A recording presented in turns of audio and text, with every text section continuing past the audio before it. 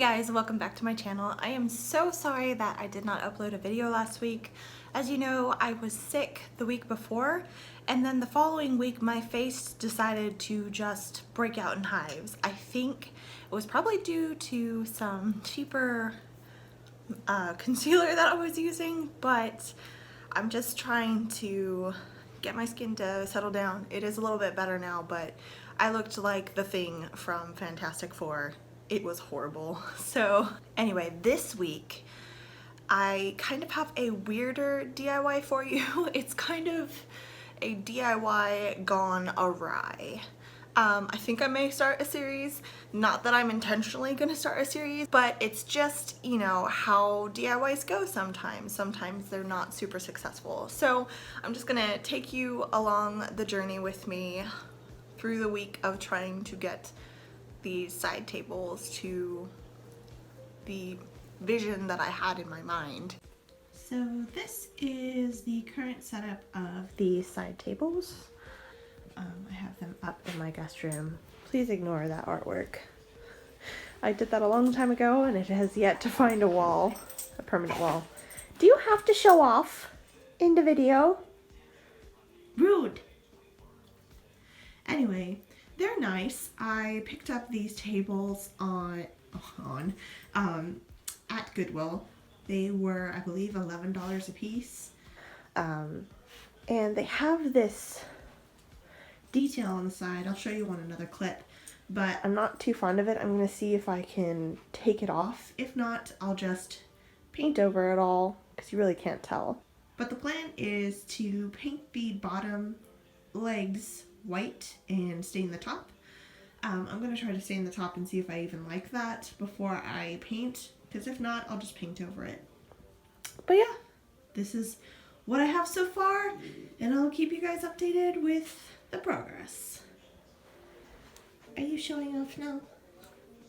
Are you showing off now? Yeah? Everybody's showing off.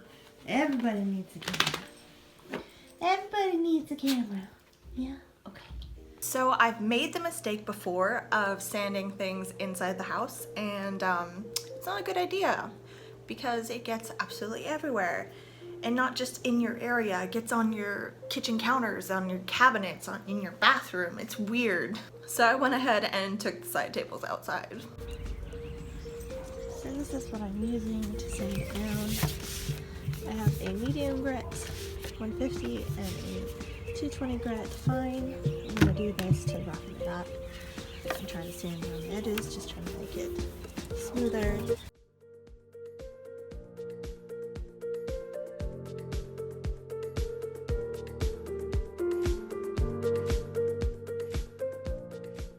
So I think I'm done sanding because my arm's about to fall off. And I didn't sand the legs because I'm just going to use chalk paint on that.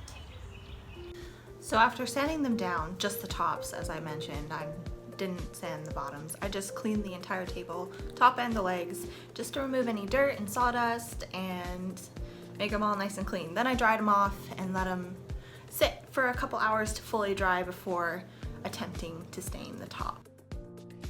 So I basically opened up the can and started rubbing the stain on and quickly realized that it was only staining the parts that the finish had completely been sanded off of, and was rather disappointed. I wasn't like expecting great results, honestly. It's nothing to do with the stain. I just need to buy a sander and I'm kind of cheap. Note to self, when refinishing furniture, buy a sander. So instead of staining the tops a wood color, I decided to paint them a light gray and paint the bottom a white. I used Rust-Oleum chalk paint. I've had great experiences with it. Only problem with chalk paint is when you're painting something white that's a darker wood, it takes quite a few layers of paint. Now, the brush that I was using left a lot of streaks. They say to use a synthetic brush, and that's what that was. I don't know if it got damaged the last time I used it or my husband used it, but it was making really bad streaks, which isn't usually the case. So I decided to use a roller, even though on the can it says that you're not supposed to use a roller. but I decided to try it anyway. Before I used the roller, I had to sand out all of the brush strokes that were made by the brush and the paint. So it pretty much erased all of the paintwork that I did. But for the sides in the white paint, I just used a foam brush. I've had a lot of great results with foam brush. As I mentioned, it takes a lot of coats to cover. This is where I'm at so far. I've done 3 coats on the top with the gray. That looks stripey. Let's see if that's just wet. I'm gonna have to sand it smooth. It's not that bad though. And then I've done 3 coats of white paint on this, and it's still gross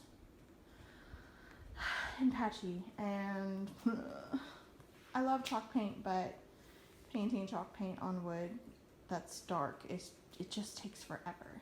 And this one just has 1 coat. So this is what I'm dealing with right now. This table has, I think, 3 or 4 coats. I think 3 coats of white paint. The gray turned out okay. But I'm getting a lot of bleed through, which sucks. So I'm gonna probably have to get some shellac to fix that, unfortunately. But I'm gonna go to the store and we'll get it done.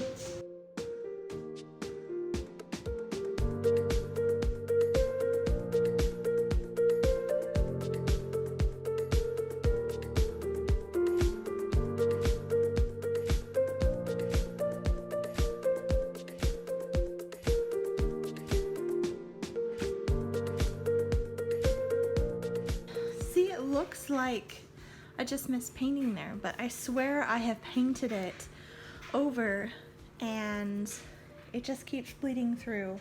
So I'm hoping that the shellac seals it enough so I don't have this issue again, because I really don't want to paint it 50 million more times.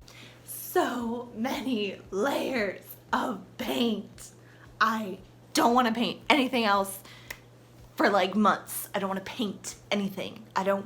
No more paint. I'm painted out. Done painting. So much paint.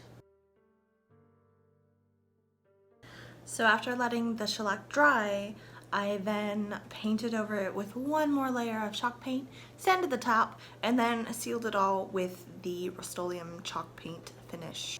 I probably could have used the shellac, but I already had a can of the Rust-Oleum and I trust that, so I went ahead and used that. And I think it turned out great. Finally, it took forever. I really hope you guys enjoyed the video going through my DIY gone awry. Pretty sure, as I said, that it will be somewhat of a series, but yeah, I will see you guys next week for sure. And let's take a look at the finished side tables. I was gonna say product, but I wanted to say side tables. Anyway, here they are. Have a great week, guys. Bye.